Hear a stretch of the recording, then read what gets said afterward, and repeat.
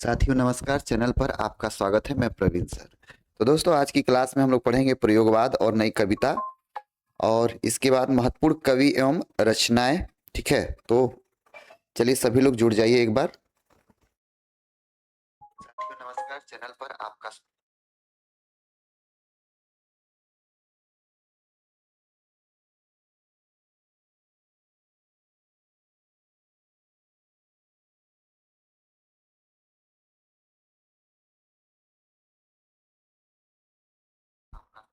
चलिए भैया स्टार्ट करते हैं। चलिए आज की ये क्लास महत्वपूर्ण होगी और महत्वपूर्ण तथ्यों को लेकर हम आए हुए हैं। जैसा कि आप टीएसटी पीएसटी और LT grade KVS EMRS NVS और बीपीएससी टीआरई 4 देने जा रहे हैं, तो ये हमने टीएसटी पीएसटी के लिए कॉमन तैयार किया है जो सभी प्रतियोगी परीक्षाओं में होगा। और जो हम लोग की टॉपिक है आज की प्रयोगवाद और नई कविता, मतलब इसमें प्रयोगवाद में क्या क्या हुआ और कौन कौन कवि हैं और नई कविता के क्षेत्र में क्या हुआ और इसमें कौन से कवि हैं, इस इन नई कविताओं में रचनाएं कौन कौन सी हैं, प्रयोगवाद को लेकर लेख और निबंध रचनाएं कौन कौन सी हैं, इस पे हम लोग बात करते हैं। तो चलिए स्टार्ट करते हैं दोस्तों। दिया है वाद के रूप में प्रयोग शब्द का प्रचलन सन 1943 में अज्ञेय द्वारा संपादित तार सप्तक से माना जाता है। वाद के रूप में, वाद का मतलब यहाँ पर किससे संबंधित है, तो विचार। ठीक है, वाद का मतलब विचार से संबंधित यहाँ पे है कि के रूप में, वाद के रूप में प्रयोग, विचार के रूप में प्रयोग शब्द का प्रचलन 1943 में अज्ञेय द्वारा संपादित प्रथम तार सप्तक में हुआ था। अज्ञेय द्वारा संपादित प्रथम तार सप्तक में इसका प्रयोग हुआ था। फिर तार सप्तक में 7 कवियों की रचनाएं प्रकाशित हैं। गजानन माधव मुक्तिबोध, नेमीचंद जैन, भरत भूषण अग्रवाल, प्रभाकर माचवे, गिरजा कुमार माथुर और रामविलास शर्मा और अज्ञेय। दूसरा तार सप्तक सन 1951 में प्रकाशित हुआ। तो ध्यान रखिएगा, ये जो प्रथम तार सप्तक था, प्रथम तार सप्तक में ये कवि शामिल थे, जबकि दूसरा तार सप्तक था 1951। इसमें आपकी कौन कौन से ध्यान रखिएगा, प्रथम तार सप्तक में ये शामिल हुए गजानन माधव मुक्तिबोध, नेमीचंद, भरत भूषण अग्रवाल, प्रभाकर माचवे, गिरजा कुमार माथुर, रामविलास शर्मा और अज्ञेय। दूसरा तार सप्तक का प्रकाशित हुआ भैया तो 1951 में हुआ। रघुवीर सहाय, धर्मवीर भारती, नरेश मेहता, शमशेर बहादुर सिंह, भवानी प्रसाद मिश्र, यहाँ पे शकुंतला हो जाएगा, शकुंत माथुर और हरि नारायण व्यास। तो ये आपके दूसरे तार सप्तक में लोग शामिल हुए। अब बात आती है कि चारों तार सप्तक को मिलाकर कौन कितने कवि हैं। तो देखिए, ये प्रथम तार सप्तक था, ये दूसरा तार सप्तक था। और यहाँ से हम पढ़े, इस टॉपिक को अगर पढ़ रहे हैं तो यहाँ से प्रश्न कैसे आते हैं ये जरूर पूछता है। तो सबसे बड़ा प्रश्न ये है, जैसे अगर हम प्रश्न लिख देते हैं और अगर प्रश्न लिखते हैं कि प्रश्न क्या हो सकता है, तो इसमें सीधे पूछेगा कि प्रथम तार सप्तक में, प्रथम तार सप्तक में शामिल शामिल शामिल कवि है। ठीक है, अब ऑप्शन ए पे आपको लिखता है, option A Kirti Chaudhary, option A Kirti Chaudhary. Option B यहीं पे लिखता है आपका गिरजा कुमार माथुर। और ऑप्शन सी आपका लिखता है केदारनाथ सिंह। और डी ऑप्शन लिखता है कुंवर नारायण। ठीक है, नारायण। अब ऑप्शन आप समझ गए होंगे। ऑप्शन है प्रश्न है प्रथम तार सप्तक में शामिल कवि है कीर्ति चौधरी, गिरजा कुमार माथुर, केदारनाथ सिंह, कुंवर नारायण। तो ध्यान रखिएगा, देखिए जो आपका कीर्ति चौधरी है ये तीसरे तार सप्तक में है। गिरजा कुमार माथुर जो हैं ये आपके कहाँ है भैया, तो गिरजा कुमार माथुर आपके प्रथम तार सप्तक में है। ठीक। और केदारनाथ सिंह कहाँ है भैया, तो दूसरे तार सप्तक में है, और ये भी सॉरी तीसरे तार सप्तक में है। और ये आपका भैया कौन है, तो कुंवर नारायण, ये भी तीसरे तार सप्तक में। तो प्रथम तार सप्तक में केवल गिरिजा कुमार माथुर हैं। तो भैया ऐसे प्रश्न इस टॉपिक से आता है। कुल मिला के चारों तार सप्तक से प्रश्न ऐसे आता है कि निम्न में से प्रथम तार सप्तक में कौन कवि शामिल है, और दूसरे तार सप्तक में कौन शामिल है, तीसरे में कौन शामिल है, ये प्रश्न यहाँ से बनता है। चलिए, तो तीसरा तार सप्तक 1959 में कीर्ति चौधरी इसमें शामिल होंगे, प्रताप नारायण त्रिपाठी होंगे, केदारनाथ सिंह, कुंवर नारायण, विजय देव नारायण शाही, सर्वेश्वर दयाल सक्सेना और मदन वात्स्यायन है। तो ये लोग आपके तीसरे तार सप्तक में शामिल है। अब बात करते चौथा तार सप्तक के बारे में। तो चौथा तार सप्तक में कौन कौन शामिल हुआ था भैया, तो चौथा तार सप्तक में सन 1979 में राजेंद्र किशोर, श्री राम वर्मा, सुमन राजे, नंद किशोर आचार्य और स्वदेश भारती, राजकुमार अंबुज और अवधेश कुमार, ये लोग कौन से तार सप्तक में शामिल हैं, तो चौथे तार सप्तक में शामिल थे। अब बात करते हैं, अज्ञेय ने तार सप्तक के कवियों को राहों का अन्वेषी कहा है। ध्यान रखिएगा, तार सप्तक के कवियों को अज्ञेय ने क्या कहा है, तो राहों के कवि कहा है, सॉरी राहों का अन्वेषी कहा है। अज्ञेय ने तार सप्तक के कवियों को क्या कहा है, तो राहों का अन्वेषी कहा है। चलिए, अब बात करते भैया दूसरा तार सप्तक में अज्ञेय ने आत्म अन्वेषण पर बल दिया, जबकि तीसरे तार सप्तक के कवि स्वयं अपनी कविताओं के आलोचक बनकर उभरे। जैसे तार सप्तक के जो कवि थे अपने विचारों को अलग अलग प्रस्तुत किए, तो जबकि यहाँ पे कह रहा दूसरे तार सप्तक में अज्ञेय ने अपने आत्म अन्वेषण पर बल दिया है, जबकि अन्य जो कवि थे तीसरे तार सप्तक के कवि थे वो स्वयं खुद अपनी कविताओं का ही आलोचक बन गए। अब करा कि आचार्य नंद दुलारे वाजपेयी ने तार सप्तक की समीक्षा में इस काव्य प्रवृत्ति का नाम प्रयोगवाद दिया। तो ध्यान रखिएगा, काव्य प्रवृत्ति का नाम प्रयोगवाद किसने दिया है, तो नंद दुलारे वाजपेयी ने दिया। किसमें, किस तार सप्तक में, तो तार सप्तक समीक्षा में। मतलब तार सप्तक सभी चारों जो तार सप्तक थे लिखने के बाद जो समीक्षा हुई, उस समीक्षा में प्रयोगवाद पर आचार्य नंद दुलारे वाजपेयी ने प्रयोगवाद का नाम दिया है। कर है अज्ञेय ने प्रयोगवाद शब्द को अनुपयुक्त मानते हुए दूसरा तार सप्तक की भूमिका में स्पष्ट किया कि प्रयोगवाद का कोई वाद नहीं है, विरोध अस्वीकृत के बाद प्रयोगवाद शब्द सर्वसामान्य हो जाएगा। तो इस तरह से अज्ञेय ने क्या किया भैया, तो दूसरे तार सप्तक का क्या किया है, आलोचना किया, विरोध किया है। तो क्वेश्चन ये आता है कि अज्ञेय जी ने कौन से तार सप्तक का विरोध किया है, तो दूसरे तार सप्तक का विरोध किया है। चलिए, करा कि प्रयोगवादी कविता में मध्यम वर्गीय समाज के चित्रण को प्रमुखता दी गई है। प्रयोगता देखिए, प्रयोगवादी कविता में मध्यम वर्गीय समाज के चित्रण को क्या दिया गया है, प्रमुखता दिया गया है। ठीक है, तो जब भी क्वेश्चन आता है कि भैया प्रयोगवादी कविता में किसको सबसे ज्यादा महत्वपूर्ण स्थान दिया गया है, तो मध्यम वर्गीय समाज को दिया गया है। मतलब जो कविताएं थी प्रयोगवाद की वो सब मध्यम वर्गीय समाज पर ही लिखी गई थी, अर्थात ये कविता उन समाज के लिए आईना थी, अर्थात उन समाज का जो भी समस्या था वह प्रयोगवादी कविताओं के माध्यम से समाज के सामने रखा गया, दुनिया के सामने रखा गया। तो ये ध्यान रखिएगा कि जितनी भी कविता प्रयोगवादी थी वो सब मध्यम वर्गीय समाज को चुनौती देती थी। मतलब चुनौती का सेंस ये कि जो मध्यम वर्गीय समाज था उन्हीं के बारे में कविताएं लिखी गई। प्रयोगवाद सर्वाधिक अस्तित्ववाद से प्रभावित है और अस्तित्ववाद के प्रवर्तक सारेन किर्क मार्क्स थे। ध्यान रखिएगा, अस्तित्ववाद के प्रवर्तक कौन थे, तो सारेन किर्क मार्क्स। समकालीन समीक्षा में अज्ञेय को अस्तित्ववादी घोषित किया गया। प्रयोगवादी कवि हर प्रकार की रूढ़ी के विरोधी है और अपने को परंपरा भंजक मानते हैं, वस्तुतः ये कवि यथार्थवादी हैं। तो ध्यान रखिएगा, समकालीन समीक्षा में अज्ञेय का अस्तित्ववादी घोषित किया गया। अस्तित्ववादी का मतलब ये था कि अज्ञेय जी ने जो अस्तित्व सामने दिख रहा है उसको प्रस्तुत किया, जबकि बाकी हर कवियों ने क्या किया, रूढ़िवादिता का विरोध किया। रूढ़िवादिता का मतलब समाज में जो रूढ़िवादिता फैली है वो अपने रचनाओं के माध्यम से उसका विरोध किया है।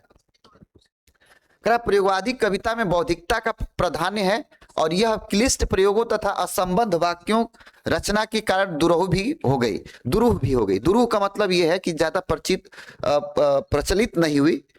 करा प्रयोगवादी कविता दुर्होता अस्पष्टता समाज निरपेक्षता के कारण कभी लोकप्रिय न हो सकी। प्रयोगवाद की काल अवधि सन 1943 से 1953 तक मानी जाती है। तो जब भी प्रश्न आपको पूछता है कि प्रयोगवाद का काल किस अवधि से कहां तक माना जाता है, तो 1943 से 1953 तक प्रयोगवाद का काल माना जाता है। चलिए, दिया सन 1951 में दूसरा तार सप्तक प्रकाशित होने के बाद ही कतिपय प्रयोगवादियों ने अपने को अज्ञेय नेतृत्व से अलग कर लिया। देखिए, दूसरा जब तार सप्तक प्रकाशित हुआ तो वहां पे उनके जितने भी कवि थे वो अज्ञेय जी से अपने आप को क्या कर लिए, अलग कर लिए। अकरा की और अपने को प्रयोगवादी कहलाने में संकोच करने लगे थे। इन कवियों ने अपनी रचना को नई कविता कहना आरंभ कर दिया। ध्यान रखिएगा, जब दूसरा तार सप्तक लिखा गया वहां से अज्ञेय जी से जो अन्य कवि अलग हुए वो क्या आरंभ कर दिए, नई कविता का प्रचलन आरंभ कर दिए। तो ध्यान रखिएगा, तार सप्तक से अलग हुए कवियों ने नई कविता का नाम दिया, मतलब जो भी उन्होंने रचनाएं की वो नई कविता के नाम से जाना गया। करा कि नई कविता के प्रमुख तत्व तो अनुभूति की सच्चाई और बुद्धिमूलक यथार्थवादी दृष्टि है। मतलब जो नई कविता हम लोग पढ़ते हैं, आज भी जो कविताएं पढ़ते हैं वो सब किस पर आधारित है, अनुभूति की सच्चाई और बुद्धिमूलक यथार्थवादी दृष्टि पर आधारित है। तो जैसे आपको प्रश्न पूछता है कि जो नई कविता है वो किस पर आधारित है, तो अनुभूति की सच्चाई पर। करा नई कविता पत्रिका का प्रकाशन कब हुआ था, तो 1954 में हुआ था। क्वेश्चन आता है भैया कि नई कविता पत्रिका का प्रकाशन कब, 1954 में, और कहां से हुआ था, इलाहाबाद से हुआ था। आज ये क्या है, तो प्रयागराज है। आज ये क्या है भैया, तो प्रयागराज। संपादक कौन था भैया, तो डॉक्टर जगदीश गुप्त थे। तो ध्यान रखिएगा कि नई कविता का प्रथम प्रकाशन कहां से हुआ था, तो इलाहाबाद से हुआ था। संपादक कौन थे, तो डॉक्टर जगदीश गुप्त थे। चलिए, करा कि नई कविता में चर्चित लघु मानव का अर्थ क्या है, तो वह सामान्य जन जो अब तक उपेक्षित है। मतलब नई कविता में लघु मानव एक शब्द आता है, इसका अर्थ क्या है, तो बताया गया है कि वह सामान्य जन जो अब तक उपेक्षित था। उपेक्षित का मतलब उस पर किसी की नजर न गई हो। दिया है डॉक्टर जगदीश गुप्त ने अपने किसिम किसिम की कविता नामक लेख में नई कविता के नए नए नामों को सूचीबद्ध करते हुए 45 नामों का उल्लेख किया। मतलब जगदीश गुप्त जो थे वो 45 नामों का उल्लेख कविता में किए हैं। चलिए, कथा प्रभाकर माचवे की कविताओं में प्रगतिवाद, प्रयोगवाद एवं नई कविता की विशेषताओं का सामंजस्य मिलता है। सन 1952 में नई कविता शब्द का प्रयोग अज्ञेय ने आकाशवाणी पटना की एक भेंट वार्ता में किया था। ध्यान रखिएगा, ध्यान रखिएगा, पूछता है प्रश्न कि अज्ञेय जी ने किस आकाशवाणी से या किस जगह पर नई कविता शब्द का प्रयोग किया था। अज्ञेय जी ने नई कविता शब्द का प्रयोग किस जगह किया था, तो पटना में किया था। कब किया था, तो सन 1952 में किया था। सन 1952 में। करा डॉक्टर शंभुनाथ सिंह ने नई कविता में अर्थ का प्राधान्य न मानकर उसे बिंब प्रधान माना है। तो ध्यान रखिएगा, क्वेश्चन आता है कि नई कविता में अर्थ का प्राधान्य न मानकर बिंब प्रधान किसने माना नई कविता को, तो डॉक्टर शंभुनाथ सिंह ने नई कविता को बिंब प्रधान माना है। बिंब मतलब क्या होता है, प्रतीक या चिन्ह। मतलब जो भी कविताएं लिखी जाती हैं किसी न किसी सिंबल पर, प्रतीक पर, चिन्ह पर, किसी बात या विचार पर लिखी जाती है। चलिए, करा नई कविता का काव्य प्रवृत्ति के प्रचार प्रसार में प्रतीक, देखिए अभी हमने बताया प्रतीक, दृष्टिकोण, कल्पना, धर्मयुग आदि पत्रिकाओं का योगदान रहा। तो मतलब यहाँ पर नई कविता के प्रवृत्ति प्रचार प्रसार, मतलब नई कविता का जब प्रचार प्रसार किया गया तो कौन कौन सी, प्रतीक पत्रिका, दृष्टिकोण, कल्पना और धर्मयुग जैसी पत्रिकाओं ने नई कविता को क्या दिया, पहचान दिया। तो जब भी क्वेश्चन आता है कि नई कविताओं का प्रचार प्रसार या नई कविता का प्रचार प्रसार किसके माध्यम से हुआ, तो निम्न पत्रिकाओं के माध्यम से हुआ है। चलिए, करें प्रयोगवाद को अधिक गतिशील और प्रयोगशील बनाने में बिहार के 3 साहित्यकारों का नाम योगदान रहा, नलिन, बिलोचन शर्मा, केसरी कुमार और नरेश कुमार। तो ध्यान रखिएगा, बिहार के 3 ये कवि हैं और यह भी कहा है कि प्रयोगवाद को अधिक बढ़ावा देने के लिए बिहार के किन कवियों का नाम आगे आता है, तो नलिन बिलोचन शर्मा जी का नाम आता है, केसरी कुमार और नरेश कुमार का नाम आता है। किसको आगे बढ़ाने में, प्रयोगवाद को आगे बढ़ाने में। चलिए, करा कि नलिन, बिलोचन शर्मा, केसरी कुमार और नरेश कुमार ने अपने नाम के प्रथम अक्षर को लेकर नेकनवाद नामक साहित्यिक आंदोलन चलाया। सन 1956 में यह प्रपयवाद का प्रकाशन किया इन्होंने, सुनिए ध्यान से। नकेनवाद, तो ध्यान रखिएगा किन 3 कवियों का नकेनवाद है, तो ध्यान रखिएगा नलीन, केसरी और नरेश। नलीन, केसरी, नरेश के नाम को मिलाकर नकेनवाद कहा गया है। न से नलीन, के से केसरी और न से नरेश। तो इन तीनों की जो कविता में योगदान है इनको नकेनवाद कहा गया है। और ध्यान रखिएगा ये बहुत इंपॉर्टेंट है दोस्तों। ये जो हमारी क्लास है बहुत विस्तार से है, अगर इस क्लास को आप करते हैं तो नो डाउट आप कहीं से क्वेश्चन उठा के पूछेगा और बेहतर तरीके से आप उत्तर दे के आएंगे। लेकिन अगर हम 60 में पढ़ा के चले जाए तो नो डाउट आप लोग वही खोजते हैं, और आधुनिक का जो युवा है ना वो सोचते हैं बस शॉर्टकट में मिल जाए, इसीलिए रिजल्ट आपका ड्रॉप हो जाता है, मतलब आप फेल हो जाते हैं। अगर कुछ भी पढ़िए मेहनत से पढ़िए और विस्तार से पढ़िए, ताकि अगर वहां से प्रश्न आए तो आप करके आइए। चलिए, सलभ श्री राम युयुत्सवादी कविता के प्रवर्तक है। ध्यान रखिएगा युयुत्सवादी कविता के प्रवर्तक कौन थे भैया, तो सलभ श्री राम थे। परमानंद श्रीवास्तव प्रतिबद्ध कविता के जनक थे। अगर क्वेश्चन पूछता है कि प्रतिबद्ध कविता के जनक कौन थे, तो परमानंद श्रीवास्तव थे। चलिए, आंगन के पार द्वार काव्य संग्रह 3 खंडों में विभक्त है। प्रथम अंत सलीला, द्वितीय चंद्रकांत शिला और तृतीय असाध्य वीणा। तो जब भी क्वेश्चन आएगा कि आंगन के पार द्वार काव्य संग्रह कितने खंडों में विभक्त है, तो 3 खंडों में विभक्त है। आंगन के पार द्वार में संकलित असाध्य वीणा लंबी कविता अज्ञे की श्रेष्ठतम कविताओं में परिणित की जाती है। तो ध्यान रखिएगा अज्ञे जी की जो कविता है आंगन के पार द्वार, यह किसकी रचना है, तो अज्ञे जी की है। किसकी रचना है भैया, तो अज्ञे जी की है। चलिए, असाध्य वीणा चीनी लोक कथा टेमिंग ऑफ द हार्प की भारतीय परिवेश में प्रस्तुति है। मतलब असाध्य जो वीणा है अज्ञे जी की जो कविता का एक भाग है, वह टेमिंग ऑफ द हार्प की भारतीय परिवेश में प्रस्तुत लोक कथा है। चलिए, सांप अज्ञे जी की सर्वाधिक प्रसिद्ध व्यंग्य कविता है। सांप, क्वेश्चन आता है कि अज्ञे जी की व्यंग्य कविता कौन सी है, तो सांप है। यह नगर के तथाकथित सभ्य लोगों पर गहरा प्रभाव करती है। तो इनकी जो कविता है नगरवासियों पर बसे उनके चाल चलन उनके व्यवहार पर बनाई गई कविता कौन है, तो सांप है। इसके किसकी है, तो यह अज्ञे जी की। एक चीड़ का खाका अज्ञे ने जापानी काव्य का नमूना प्रस्तुत किया, जापानी भाषा में मुक्तकों को हाइकू कह के। तो ध्यान रखिएगा हाइकू की रचना किसने किया है, तो अज्ञे जी ने किया है, और यह प्रश्न आ चुका है। ध्यान रखिएगा हाइकू की रचना किसने किया है, तो अज्ञे जी ने, यह प्रश्न आ चुका है।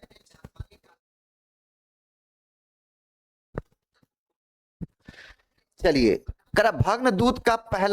भग्नदूत अज्ञे जी का पहला कविता संग्रह है। ध्यान रखिएगा जब भी क्वेश्चन आता है कि भग्नदूत किसका कविता संग्रह है, तो अज्ञे जी का पहला कविता संग्रह है। क्या, तो भग्नदूत है। चलिए, अज्ञे कृति चिंता का विषय प्रेम, अज्ञे कृत चिंता का विषय प्रेम, इसमें इन्होंने अपनी भावनाओं को कविता और गद्य गीत दोनों के माध्यम से व्यक्त किया। इसके 2 भाग हैं, विश्वप्रिया और एकायन। ध्यान रखिएगा अज्ञे कृत चिंता का विषय प्रेम है, इसमें इन्होंने, ठीक है, इन्होंने अपनी भावनाओं को कविता और गद्य दोनों के माध्यम से व्यक्त किया। मतलब देखिए अज्ञे जी की एक चिंता लेखन है, मतलब रचना है, और ये 2 भागों में डिवाइड है, विश्वप्रिया और एकायन में। इत्यलम 4 भागों में विभाजित है। देखिए इत्यलम, ठीक है, ध्यान रखिएगा इत्यलम कितने भागों में, 4। बंदी स्वप्न, ही हारिल, वंचना के दुर्ग और मिट्टी का इहा। तो ये ध्यान रखिएगा इत्यलम 4 भागों में विभाजित है। ये क्वेश्चन आता है आपका। चलिए, नेक्स्ट दिया है हरी घास पर क्षण भर, यह अज्ञे जी की पहली प्रौढ़ प्रकृति मानी जाती है। बावरा अहेरी काव्य ग्रंथ में अहेरी शब्द आलोक का प्रतीक है, जो बाह्य जगत में प्रकृति के अंधकार और अंतर जगत मन में तमस को मिटाता है। तो ध्यान रखिएगा हरी घास पर क्षण भर, यह किसकी रचना है, तो अज्ञे जी की है। चलिए, कि बावरा अहेरी की प्रारंभिक पंक्तियों में फारसी के प्रसिद्ध कवि उमर खयाम की एक रुबाई का प्रभाव स्पष्ट लक्षित होता है। तो ध्यान रखिएगा बावरा अहेरी की प्रारंभिक पंक्तियों में कहां से लिया गया है, तो फारसी के प्रसिद्ध कवि किससे लिया गया, तो उमर खयाम के द्वारा लिया गया है।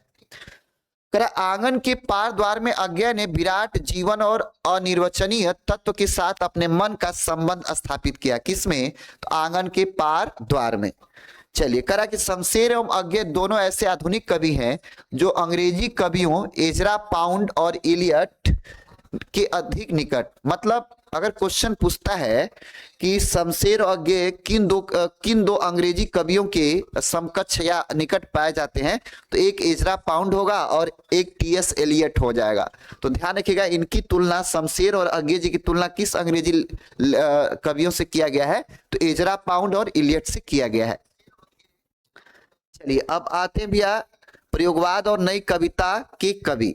तो जो जितने भी कवि हैं उनका यह जीवन काल होगा, और इधर आपके क्या है? तो कवि है। ठीक है, मतलब प्रयोगवाद और नई कविता के जितने भी कवि हैं उनका जीवन काल क्या रहा, और जो प्रयोगवाद उन्होंने किया वो उस किस दौरान किया है। तो ध्यान रखिएगा, इधर इनका जीवन काल है और इधर एक कवि है। तो ये इसमें दोनों कवि है भैया, प्रयोगवाद के भी और नई कविता के भी है।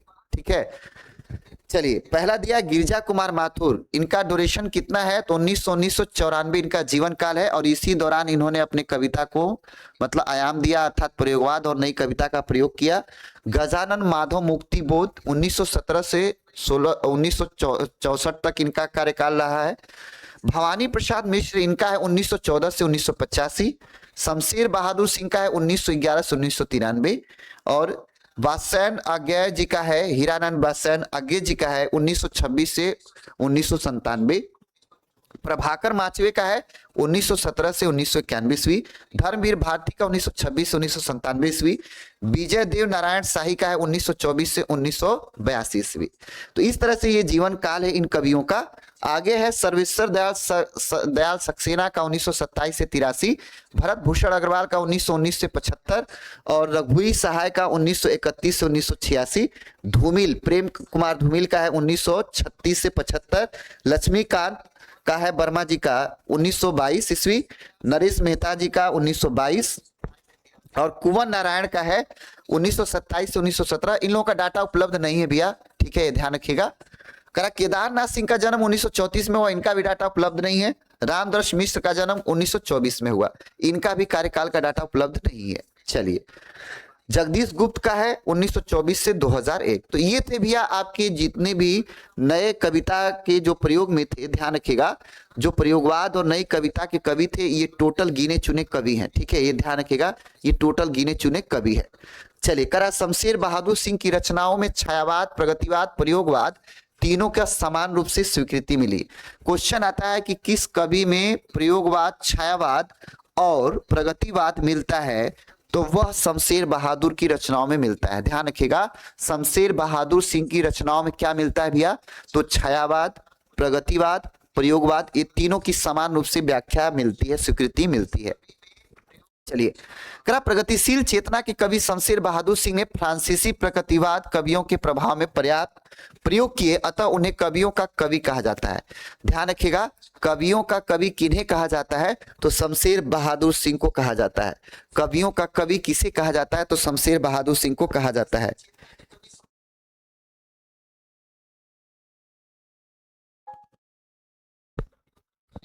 चलिए, एक भैया पूछ रहे हैं सर प्रयोगवाद का मतलब क्या होता है?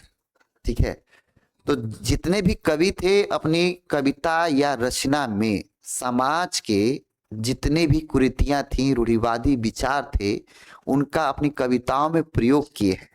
आज जैसे नई नई कविता आती है तो कोई आइडिया मिल गया या कोई आपको कोई सूचना मिल गई या कोई विचार मिल गया। जैसे बिरहा गायक, जानते बिरहा गायक, किसी घटना पे वो बिरहा गाते हैं और हर बिरहा में वो नए नए गीतों का समावेश करते हैं और उसकी तर्ज पे फिर वो बिरहा गाते हैं। उसी तरह से कवि जो थे समाज की घटनाओं का, नई नई घटनाओं को अपने कविता में शामिल करते थे, यही प्रयोगवाद था।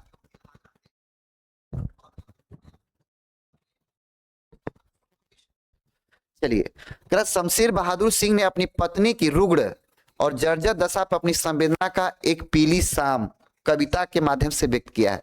तो ध्यान रखिएगा, एक पीली शाम कविता के रचनाकार कौन है? तो शमशेर बहादुर सिंह है। और ध्यान रखिएगा, ये अपनी पत्नी के वियोग में, अपनी पत्नी की जर्जर दशा और वियोग में लिखे कौन सी? एक पीली शाम कविता। एक पीली शाम के रचनाकार कौन है? तो शमशेर बहादुर है। करा आलोचकों ने गजानन माधव मुक्ति बोध की समानता किससे की है? कबीर से की है। तो ध्यान रखिएगा, आलोचकों ने गजानन माधव मुक्तिबोध की समानता किससे तुलना की है? तो कबीर जी से की है। करा अंधेरे में मुक्तिबोध की सबसे लंबी तथा सर्वाधिक चर्चित कविता है। तो ध्यान रखिएगा, अंधेरे में कविता किसकी है? तो मुक्तिबोध की है, जो सबसे लंबी कविता है। करा इन्होंने इस कविता में अपनी समग्र रचनात्मकता को अपने आवेग के साथ मूर्त दिया है। मूर्त मतलब रूप दिया है। चलिए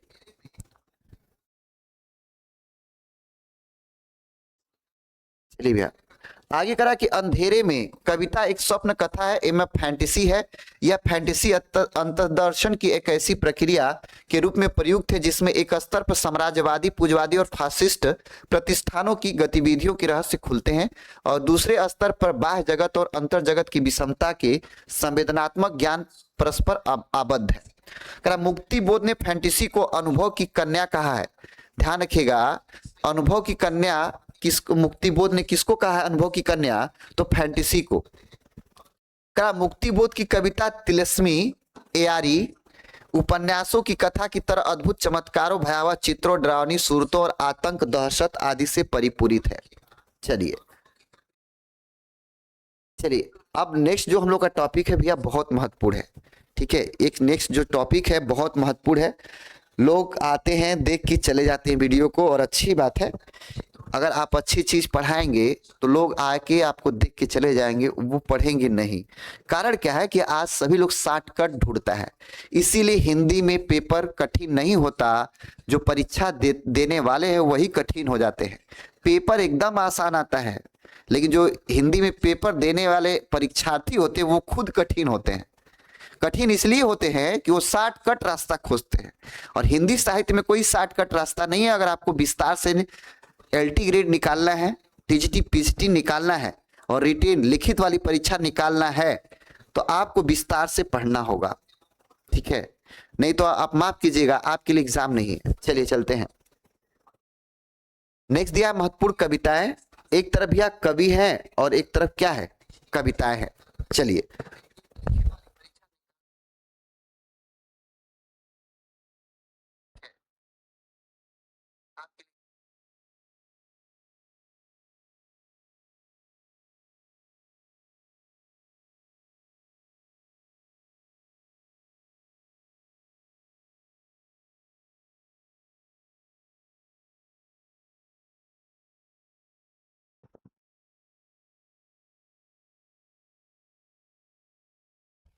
चलिए भैया आते हैं। दिया है महत्वपूर्ण कवि एवं कविता। ठीक है, दिया अयोध्या सिंह उपाध्याय हरिऔध, इनका प्रिय प्रवास कविता है। प्रिय प्रवास, प्रिय प्रवास। तो जब भी प्रश्न आता है कि प्रिय प्रवास के रचनाकार या कवि कौन है, तो अयोध्या सिंह उपाध्याय होंगे। नेक्स्ट है दिया है मैथिली शरण गुप्त, भारत भारती और साकेत, वेरी वेरी इंपॉर्टेंट। ये ध्यान रखिएगा, भारत भारती और साकेत की रचना किसने किया है? तो मैथिली शरण गुप्त ने किया है। नेक्स्ट है जयशंकर प्रसाद। ठीक है, आशु, आशु, कामायनी, श्रद्धा, लज्जा, ईड़ा, सर्ग है। ये ध्यान रखिएगा, कामायनी में कौन कौन सर्ग है भैया? तो श्रद्धा, लज्जा, ईड़ा, सर्ग है कामायनी में। और वेरी वेरी इंपॉर्टेंट, यहां से आपको प्रश्न सबसे ज्यादा पूछता है कि कामायनी में कौन कौन सा सर्ग है? श्रद्धा, लज्जा और ईड़ा का सर्ग है। नेक्स्ट दिया सूर्यकांत त्रिपाठी निराला की जूही की कली, जागो फिर एक बार, सरोज स्मृति, राम की शक्ति पूजा, कुकुरमुत्ता, बांधो न नाव इस ठाव बंधु। तो ध्यान रखिएगा, कुकुरमुत्ता इनकी प्रसिद्ध कृति है। ठीक है, कुकुरमुत्ता इनकी प्रसिद्ध कविता है। किनकी? तो सूर्यकांत त्रिपाठी निराला जी की, बहुत महत्वपूर्ण है। चलिए करा सुमित्रा नंदन पंत की परिवर्तन और प्रथम रश्मि, ध्यान रखिएगा इनकी भी महत्वपूर्ण कविता है। ठीक है, सुमित्रा नंदन पंत की परिवर्तन एवं प्रथम रश्मि भी किनकी कविता महत्वपूर्ण है? तो सुमित्रा नंदन पंत की है। करा महादेवी वर्मा, महादेवी वर्मा की बिन भी हूं मैं तुम्हारी रागनी भी हूं। ठीक है, तो ध्यान रखिएगा ये आपकी कविता है किसकी? तो महादेवी वर्मा की बिन भी हूं मैं, तुम्हारी रागनी भी हूं। तो ध्यान रखिएगा ये किसकी है, तो महादेवी वर्मा की है। मैं नीर भरी दुख की बदली, यह भी है भैया, ध्यान रखिएगा, वेरी वेरी इंपॉर्टेंट। ठीक है, करा कि फिर विकल है प्राण मेरे, यह भी है। यह मंदिर का दीप इस नीरो जलने दो इसे, और दूत झरो जगत के जीर्ण पत्र। ठीक है, तो ये भी आपकी किसकी है, तो महादेवी वर्मा की। ये सभी रचनाएं किसकी है, तो महादेवी वर्मा की सभी कविता है। और मैं नीर भरी दुख की बदली अब सबसे इंपॉर्टेंट है। ठीक है, दिया है रामधारी सिंह दिनकर की उर्वशी, तृतीय अंक रश्मि रथी। ठीक है, यह सबसे इंपॉर्टेंट किसकी है, तो यह जो आपकी भैया कविता है रामधारी सिंह दिनकर की है। ठीक है, जो सबसे इंपॉर्टेंट ये कविता है रामधारी सिंह दिनकर की पूछी जाती है। चलिए, करा नागार्जुन जी की, नागार्जुन जी की कविता है कालिदास, बादल को घिरते देखा, अकाल और उसके बाद, खुरखुरे पैर, शासन की बंदूक, मनुष्य हूं। ये सभी किसकी रचना है, तो ये सभी रचना भैया किसकी है, तो नागार्जुन जी की है। ठीक है, चलिए, करा कि भवानी प्रसाद मिश्र, करा गीत फरोश सतपुड़ा के जंगल। ठीक, ये किसकी है, तो भवानी प्रसाद की। करा गजानन माधव मुक्तिबोध की भैया, तो भूल गलती और ब्रह्म राक्षस अंधेरे में, यह किसका है, तो गजानन माधव मुक्तिबोध जी की रचना है। चलिए, दिया सुदामा पांडे धूमिल की, जो रचना है नक्सलवाड़ी, मोचीराम, अकाल दर्शन और रोटी और संसद। तो ये आपका very very important Sudama Pandey ji का है। ठीक है, ध्यान रखिएगा। चलिए, अब बात करते हैं भैया हम लोग सिरफिरे का गीत, मुक्तिबोध का आत्मनिरीक्षण का गीत है। इसमें कवि ने युग की संवेदनशीलता और कर्तव्यहीनता और अकर्मण्यता और घोर स्वार्थी मनोवृत्ति का उद्घाटन किया है। किसमें, तो सिरफिरे गीत में। मुक्तिबोध की भूल गलती कविता में क्या है, तो भूल गलती को ही सुल्तान के रूप में पेश किया गया है। उसके सामने हथकड़ी पहने हुए ऊंचे कद का मूर्त रूप ईमान प्रस्तुत होता है। सारे धार्मिक संत की शर्मनाक शर्तें मंजूर नहीं और सैनिक सरदार आदि खामोश रहते हैं, ईमान को जीवन। तो मतलब इसमें ये व्याख्या किया भूल गलती में इन्होंने। और ब्रह्मा राक्षस मुक्तिबोध की प्रसिद्ध लंबी कविता है। ब्रह्म राक्षस मुक्तिबोध की प्रसिद्ध लंबी कविता है। इसमें ऐसे ब्राह्मण को प्रस्तुत किया गया है जो अमृत आकांक्षाओं के साथ मर गया और ब्राह्मण राक्षस बन गया। तो ब्रह्मा राक्षस जो है यह किसकी कविता है भैया, तो मुक्तिबोध की है। तो भैया ये था आज की क्लास और ये वेरी वेरी इंपॉर्टेंट क्लास है। ठीक है, यहाँ से एलटी ग्रेड आपको टीएसटी पीएसटी और आपके जो भी एग्जाम में आप बैठिएगा सभी एग्जाम में यहाँ से आपको एक प्रश्न जरूर मिलेगा, एक या दो आपको फिक्स है कि यहाँ से मिल जाएगा। तो ये विस्तृत हम पढ़ाए हैं और काफी तह से जाकर काफी अंदर गहराई से हमने पढ़ाया ताकि एलटी ग्रेड आपका बेहतर निकल सके। और कोई भी आपका एलटी ग्रेड चाहे एनवीएस केवीएस चाहे आपका कोई भी एग्जाम हो जो अगर अंदर से भी पूछता है तो यह क्लास आपके लिए बेहद इंपॉर्टेंट होगी। और अगर आप लिखित रूप से भी एग्जाम देने जाते हैं एलटी ग्रेड का तो उसके लिए भी ये महत्वपूर्ण होगी, क्योंकि हमने डिस्क्रिप्टिव पढ़ाया है और हर कवि के बारे में हर उसके पहलू के बारे में हमने उसको रखा है, कोई पहलू छूटा नहीं है, सब इंपॉर्टेंट लाइनों को हमने आपके सामने रखा है। तो दोस्तों कल की जो क्लास होगी हम लोग की आज तक जितने भी डिस्क्रिप्टिव पढ़ा है उस सभी का हम लोग कल एमसीक्यू करेंगे। कल क्वेश्चन रहेगा और कुल टोटल आपके लगभग 70 क्वेश्चन का क्लास कल की होगी, जो लगभग 1.5 घंटे की क्लास होगी, जिसमें से आपको LT grade NVS KVS TST PST में अवश्य प्रश्न मिल जाएंगे। अब तक जितने भी क्लास हमने डिस्क्रिप्टिव पढ़ा है इन्हीं पे आधारित आपके प्रश्न होंगे और प्रश्न मॉडरेट होंगे, बिल्कुल मॉडरेट होंगे, जो आपके एग्जाम में आने वाले हैं और जो आ रहे हैं इस दौर में उस तरीके का प्रश्न होगा। तो आप प्रश्न का स्टैंडर्ड और क्वालिटी बेहतर हम लाएंगे और जरूर देखिएगा। और मैं उम्मीद करता हूं कि कल की क्लास से आपको प्रश्न मिल जाएगा, किसी भी एग्जाम में बैठेंगे तो जरूर मिल जाएगा। तो चलिए आज दीजिए विदा दोस्तों, thank you so much video watch करने के लिए, साथ देने के लिए। मैं प्रवीण कुमार, कल मिलते हैं 10 बजे हिंदी की क्लास लेकर। Thank you so much.